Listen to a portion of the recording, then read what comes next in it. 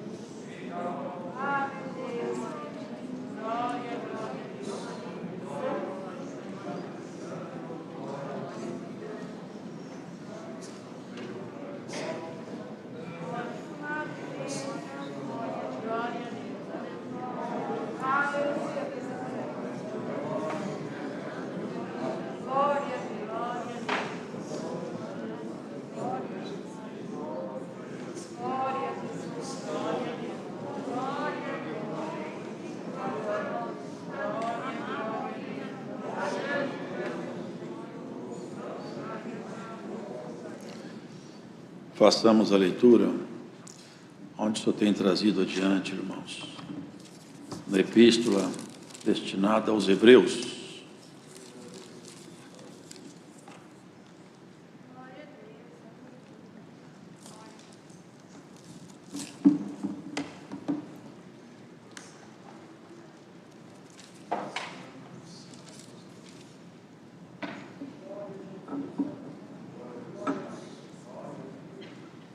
Façamos a leitura no capítulo 9.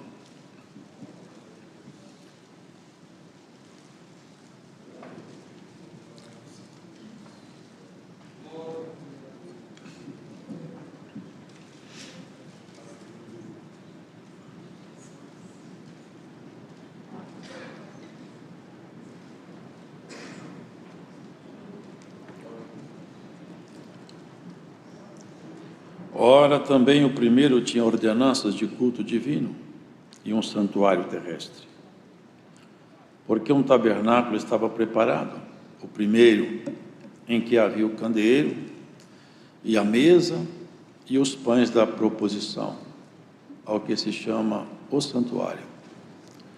Mas depois do segundo véu estava o tabernáculo, que se chama o Santo dos Santos, que tinha um incensário de ouro e a arca do concerto, coberta de ouro todo em redor, em que estava um vaso de ouro que continha o maná, e a vara de Arão que tinha florescido, e as tábuas do concerto.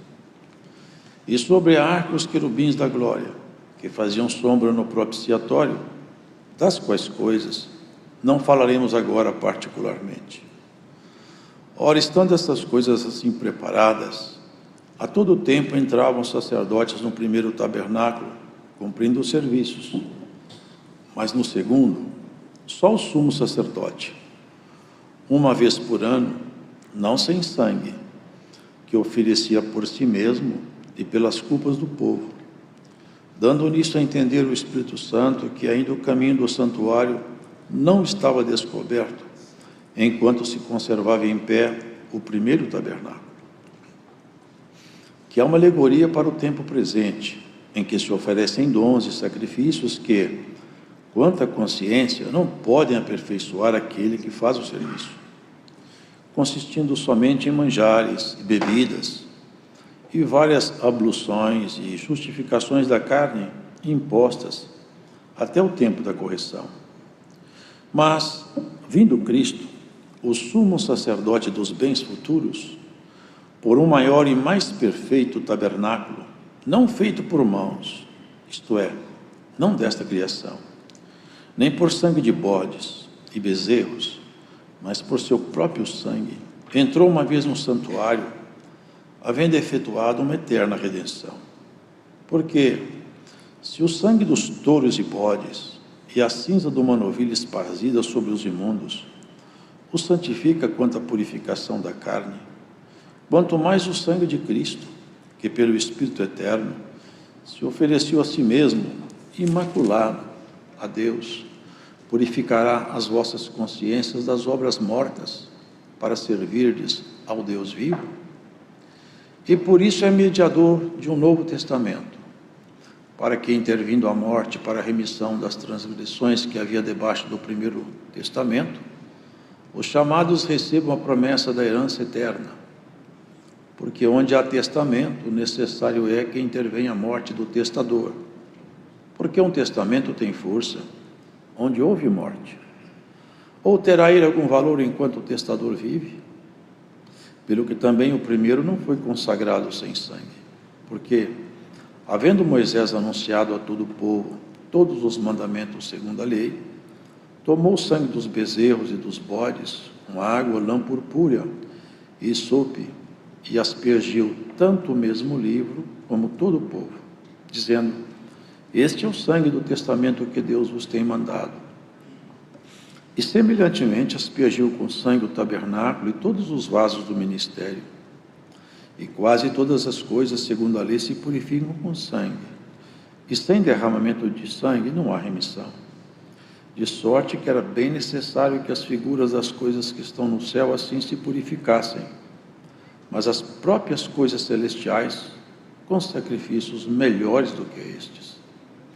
Porque Cristo não entrou num santuário feito por mãos, figura do verdadeiro, porém no mesmo céu, para agora comparecer por vós perante a face de Deus. Nem também para si mesmo se oferecer muitas vezes, como sumo sacerdote cada ano entra no santuário com sangue alheio.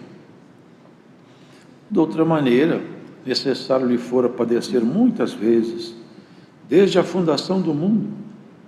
Mas agora, na consumação dos séculos, uma vez se manifestou para aniquilar o pecado pelo sacrifício de si mesmo. E como aos homens está ordenado morrerem uma vez, vindo depois disso o juízo, assim também Cristo, oferecendo-se uma vez para tirar os pecados de muitos, aparecerá segunda vez, sem pecado, aos que o esperam para a salvação. Amém. O autor da Epístola aos Hebreus, ele revela um profundo conhecimento de todo o Antigo Testamento. Mas não revela só isso. Ele revela um profundo conhecimento também do Evangelho da Graça. Ele discorre sobre um, apontando o outro, com muita profundidade. Porque essa ciência foi derramada sobre ele da parte do Espírito Santo, por obra de Cristo. E isso é maravilhoso, porque resgata muitas coisas. O homem, ele às vezes estabelece normas, ritos, regras, mas que não servem quase para nada.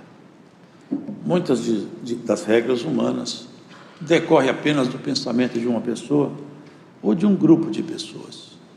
Não tem grandes importâncias, grandes fundamentos. Mas quando Deus estabelece alguma coisa, então nós temos que meditar com muita atenção. O Eterno, quando Ele estabelece regras, quando Ele dita normas, quando Ele fala de alguns ritos, nós temos que ter atenção, porque afinal, o autor disso, ele não tem mente humana. Ele não olha como nós olhamos.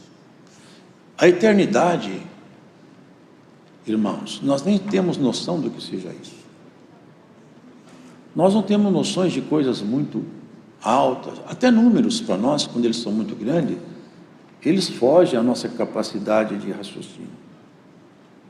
Mas, para Deus, o tempo, os irmãos vejam, aqui esse autor, ele volta em tempos remotos para trazer uma informação atual. Ele vai lá atrás. Os irmãos sabem que a história dos hebreus, ela tem origem em Abraão. De Abraão até Cristo foram, não exatamente, mas quase 2000 anos. 2000 anos. Lá atrás que começou essa saga, essa história do povo hebreu. Mas começou com um projeto divino. Deus traçando um projeto, e como Deus não está preso no tempo, aqui debaixo do sol o tempo vai passando, mas seus projetos estão caminhando até chegar no ponto que Ele deseja. As gerações passam, os homens passam, mas os projetos do Altíssimo não são afetados. Abraão, o Senhor fez uma promessa para ele, mas esse autor fala dos 2 sacerdócios e fala do santuário. E para nós isso aqui tem significado, e é muito bonito. Abraão, ele chamava Abrão, que quer dizer pai exaltado. Depois Deus mudou o nome dele para Abraão, que quer dizer pai de uma multidão. Abraão, ele lá atrás, numa certa guerra, seu sobrinho Ló, ele foi feito prisioneiro, mais outros tantos. Ele saiu com seus homens e venceu, resgatou seu sobrinho. E após essa vitória, ele teve 2 encontros. 2 reis lhe vieram ao encontro, distintos, absolutamente diferentes, completamente separados em grandeza, origem e proposta. Um rei era o rei de Sodoma, outro rei era o rei de Salém. Reis totalmente diferentes, porque o homem que carregava em si mesmo uma promessa, ele tinha um encontro que ele não tinha marcado. O primeiro rei lhe propôs riquezas, porque ele havia vencido. Disse assim: deixa os homens comigo, e você fica com todo o despojo, toda prata, ouro, todo bem, leva consigo. Abraão falou: nem um bem aí eu toco. Nunca você vai dizer, é isso que ele estava falando, o rei de Sodoma me enriqueceu. Eu não quero nada, exceto a parte que toca aos moços.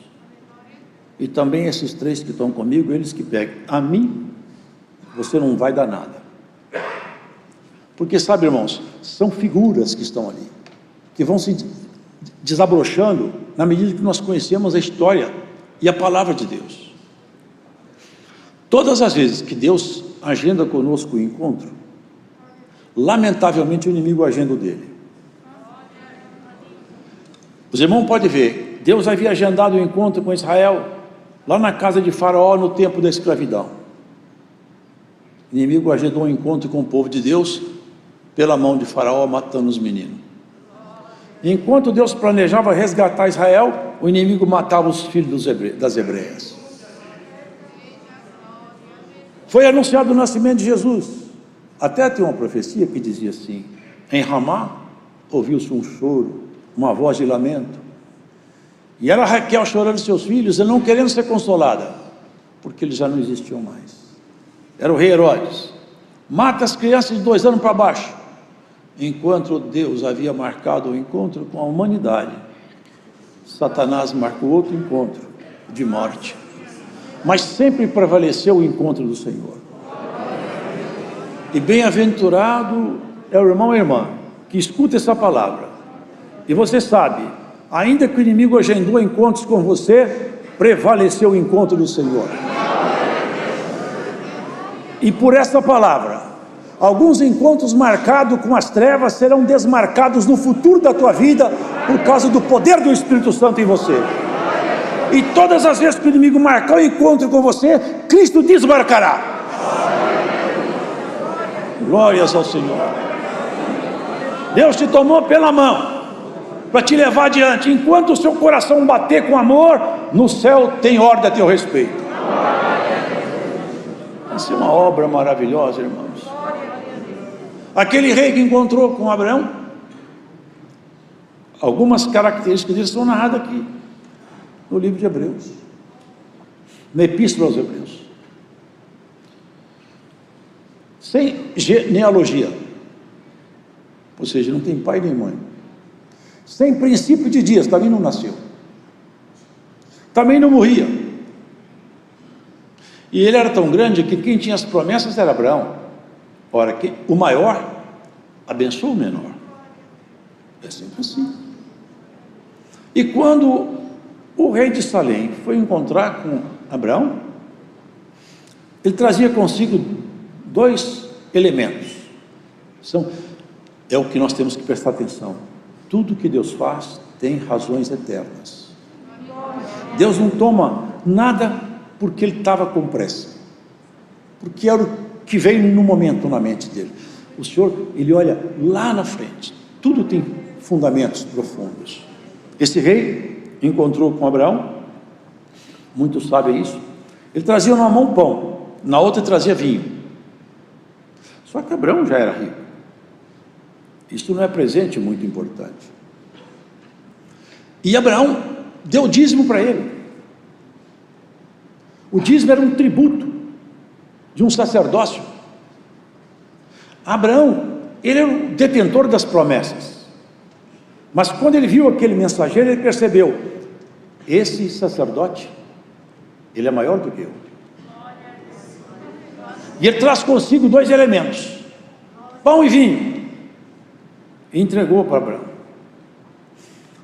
Melquisedeque e Arão representam 2 sacerdócios. Nós temos que voltar um pouco na história para entender essa palavra, para entrar na leitura com fundamento. Olha, irmãos, voltando um pouco no passado, como que foi instituído o sacerdócio? Primeiro sacerdócio de Arão foi na casa de Levi. A tribo de Levi foi transformada em tribo sacerdotal. Eles serviam ao Senhor em toda a cerimônia, em todo o cerimonial que era proposto na lei. E o sumo sacerdote da ordem era Arão, irmão de Moisés. Essa é a linhagem sacerdotal antiga. Da linhagem de Levi é que deveriam sair os sacerdotes. Jesus não é da tribo de Levi. Jesus é de outra tribo. Vocês entendem o que está sendo pregado? Jesus pertencia à tribo chamada tribo de Judá, da qual nunca se falou em sacerdócio antes. Mas, como Deus faz tudo com profundidade, lá atrás, em Jacó, havia uma profecia escondida.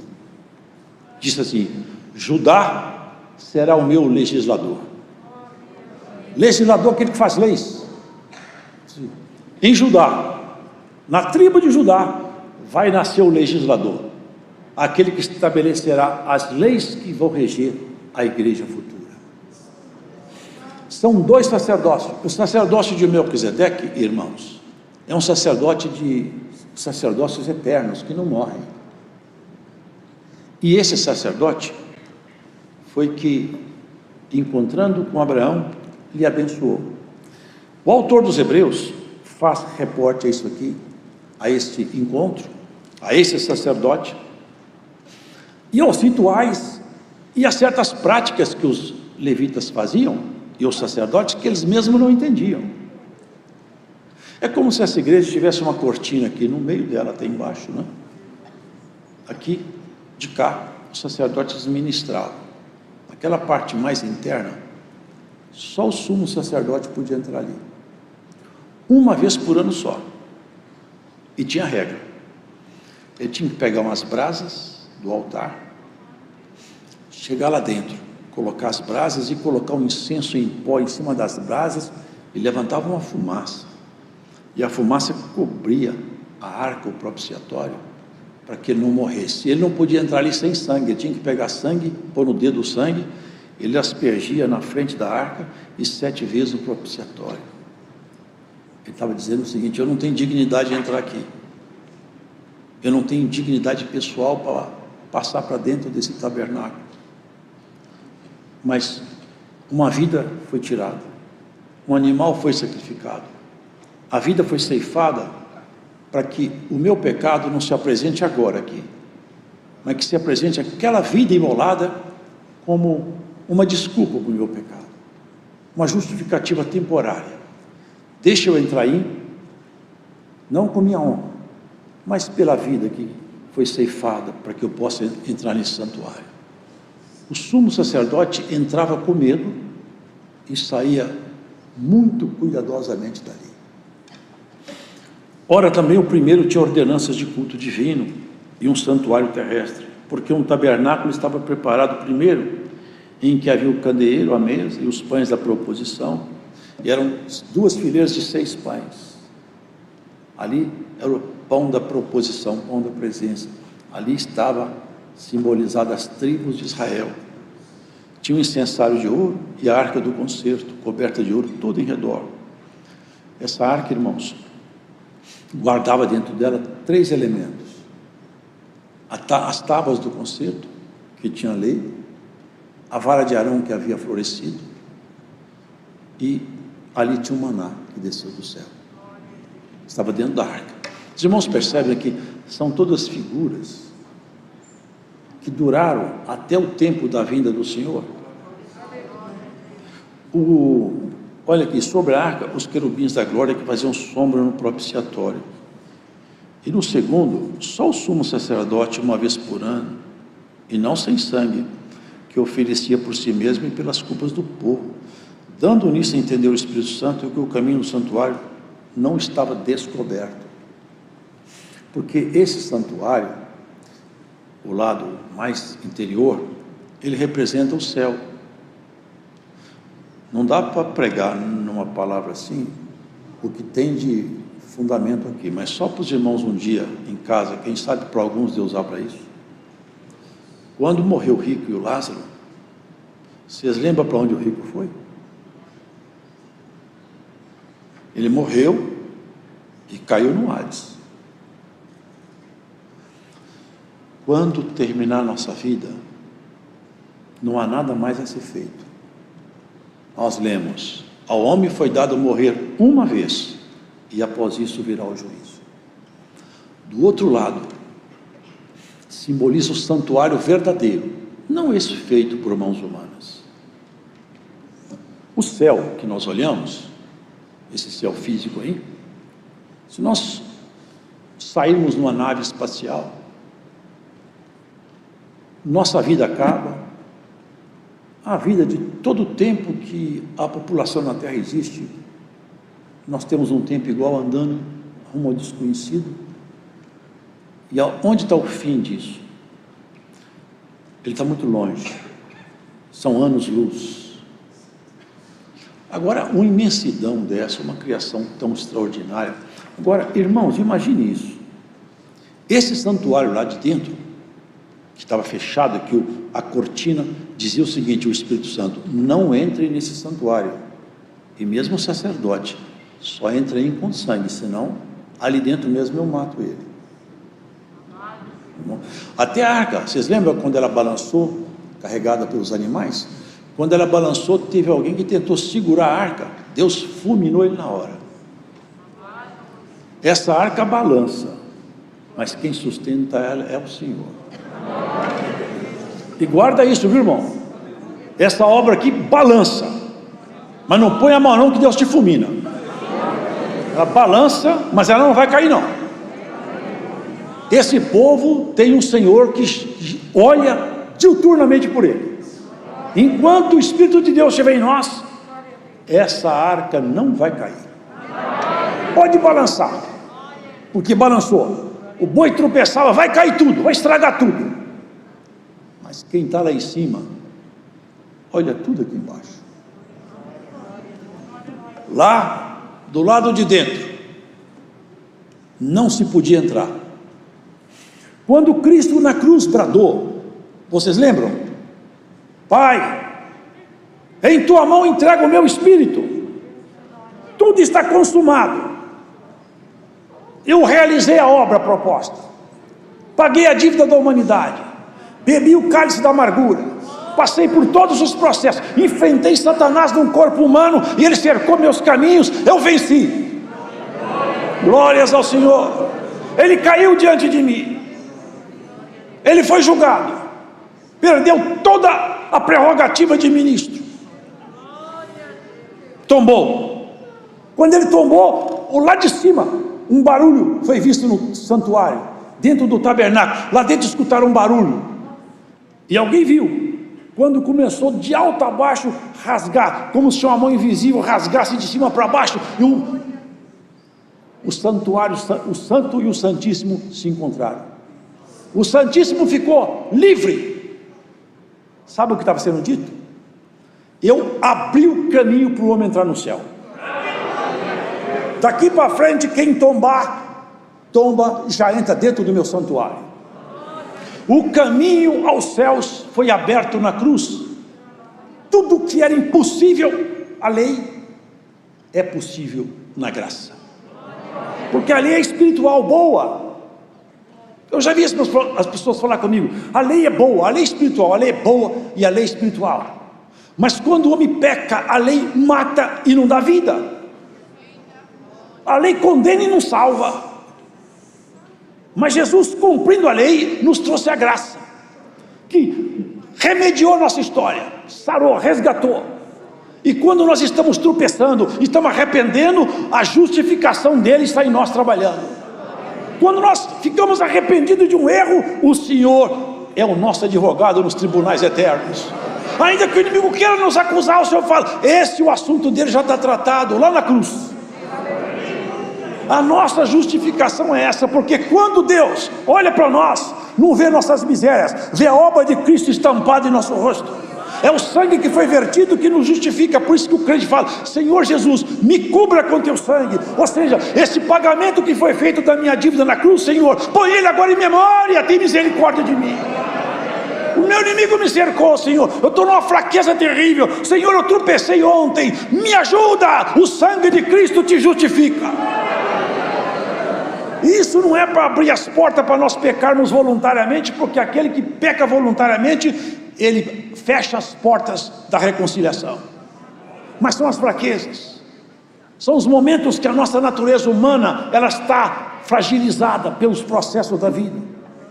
O caminho aos céus foi aberto, e foi aberto com tamanha clareza, que ali na cruz, os irmãos se lembram muito bem o que aquele ex-ladrão ouviu: ainda hoje você estará comigo no paraíso. Eu já estou rasgando o véu do templo e o céu está aberto. Glórias ao Senhor. Ó mulher, ó homem de Deus, você foi chamado para entrar, não esses espaços aqui, o espaço onde Deus habita. Já pensaram a organização? Eu nunca vi falar que a lua parou de rodar. Eu nunca vi falar que a terra trocou a rota. Ela colidiria com o sol. Tudo funciona, os irmãos podem ver, tudo funciona. Há uma lei que rege todo o universo. Agora imagine como que é dentro do Santo dos Santos, figurado no tabernáculo. Já pensaram, irmão, o que é lá dentro? Foi por isso, irmãos, que Estevão, apedrejado como um cão, ele abriu os olhos e o Senhor abriu os céus.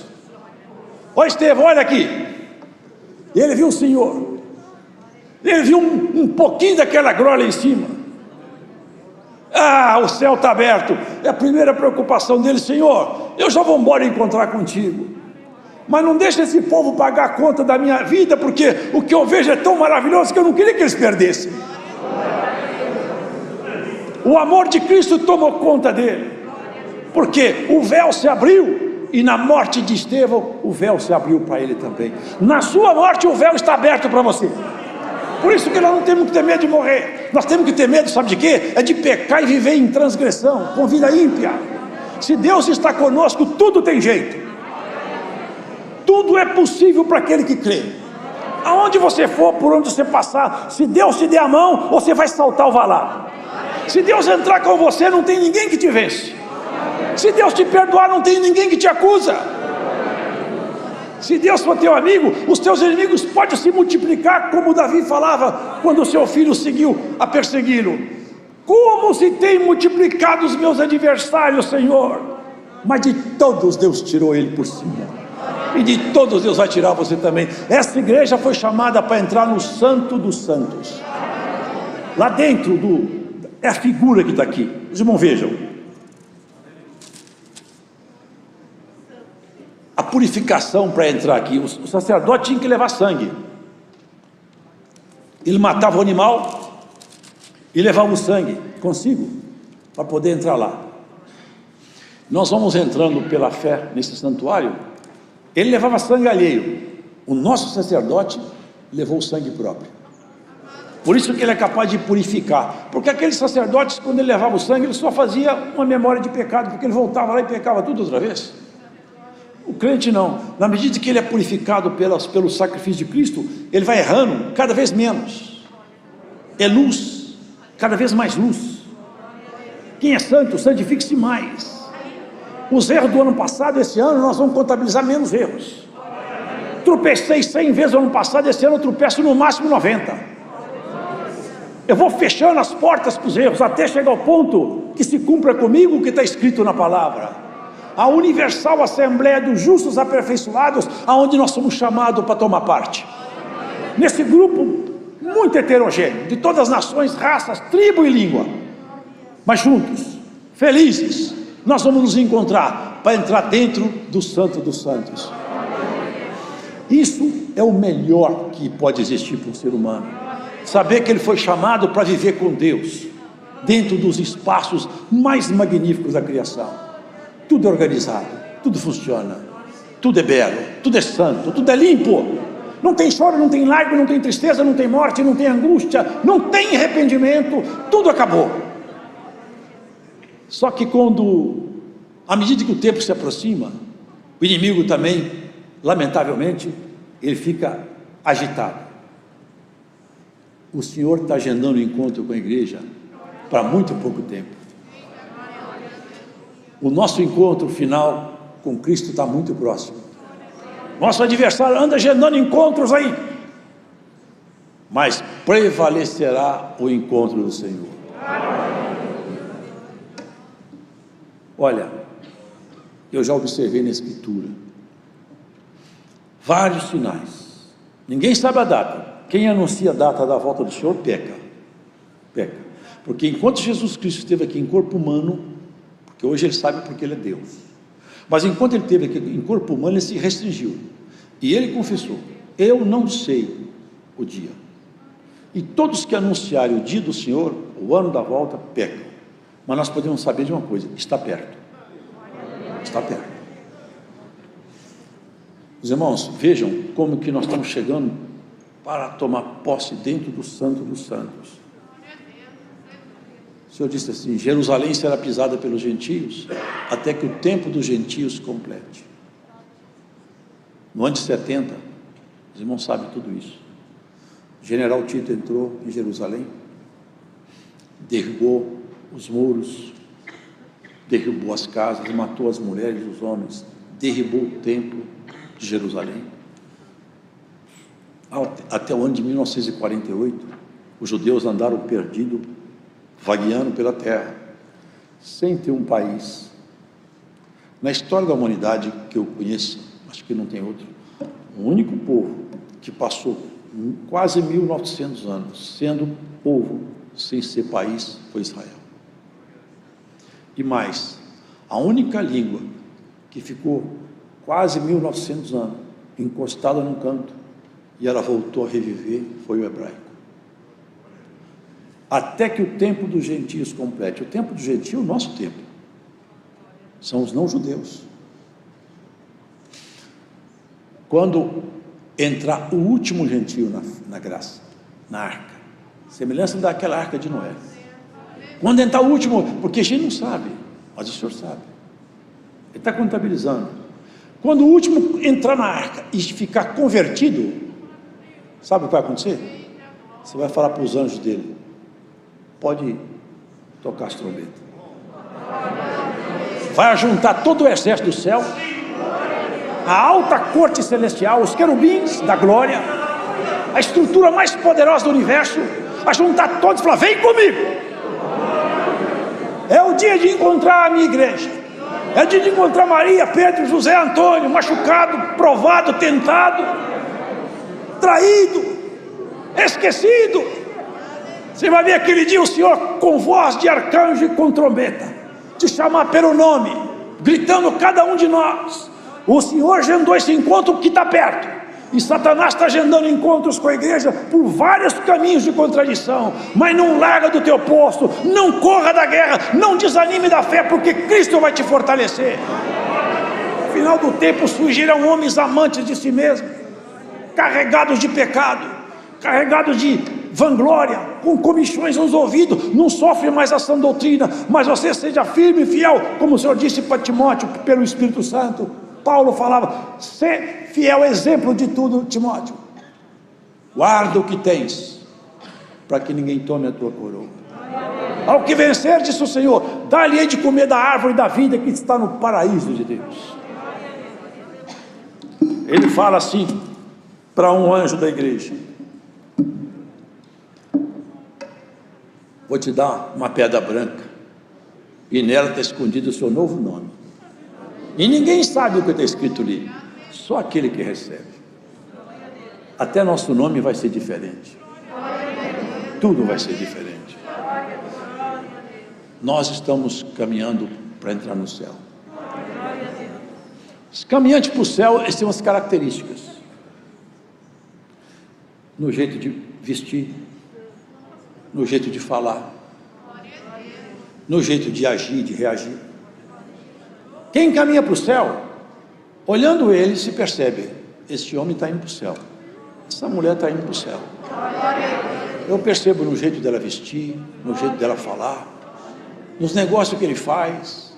Eu percebo que ele não é daqui, é um estrangeiro, é forasteiro. Será que nós somos todos forasteiros por aqui? Ou tem alguém que achou aqui o ponto de parada? Eu não quero ficar aqui não. Queridos irmãos, nós temos que ser forasteiros nesse lugar.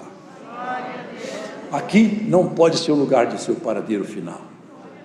Quando você tiver que negociar entre seu princípio e um prejuízo, fica com prejuízo. Princípio não se negocia. Quando você tiver que negociar seu caráter ou uma grande afronta, beba a afronta, porque caráter não se negocia. Quando você tiver que negociar sua santidade ou uma vergonha pública, passe a vergonha pública, mas não negocie a sua santidade. Glórias ao Senhor. Não negocie os valores santos que Cristo morreu para te dar. Não negocia aquilo que é sagrado e puro, que foi colocado em você por sangue derramado na cruz. Não negocie o que o Senhor te colocou com um custo muito alto, acima do que você podia pagar. Não aceite negociar aquilo que Deus te deu. Até os dons, você tem que todo dia perguntar: cadê o dom que o Senhor me deu? Eu quero o dom. O dom foi embora. Glórias ao Senhor. Que volte o dom em nome de Jesus Cristo para você. Aleluia. Não perca o que é santo. As vestes, elas te foram dadas. E eis que eu vi uma multidão tão grande, vestida de um vestido branco, de linho fino, que representa a justiça dos santos. Como nós estamos vestidos aqui hoje? Espiritualmente estamos todos de linho. E você que escuta essa pregação na sua casa, está vestido de linho? Branco? Porque se nós não tiver vestido de linho branco, sabe o que vai acontecer? No dia da festa, o rei vai chegar e vai assim: como que você entrou aqui dessa maneira? Amarra, joga lá fora, que com essa veste ninguém entra na minha festa não. É assim, queridos, nós vamos para o Santo dos Santos. É o lugar mais interior. O brado de Jesus na cruz, o rei. Até um centurião, que nem era crente, quando ele viu as palavras do Senhor Jesus, o jeito dele olhar, as palavras que ele falava, o tom da voz, e depois quando ele bradou e entregou o seu espírito, o céu se fechou. Começaram então os relâmpagos, trovões, e um terremoto tomou aquele lugar.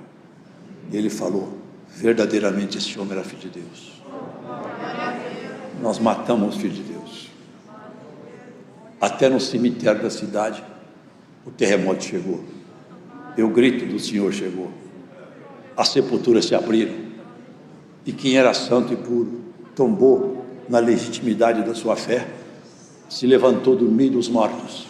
O corpo se recompôs e entrou na cidade. Eles falaram: "Senhor, tinha morrido, está vivo." Foi o brado de Jesus. Se Jesus morrer não ressuscitou alguns, na glória vai ressuscitar todos nós. Se na morte ele trouxe uns à vida, na volta vai trazer todos, e em glória, para dentro do santuário eterno. Para onde você está indo, irmã? Para onde você vai, irmão? Dá uma olhada no espelho dessa palavra, como está a sua veste. Se ela não estiver branca como linho puro da justiça da palavra, pede uma veste para o Senhor hoje aqui. Deus seja louvado. Agradecemos a Deus em oração.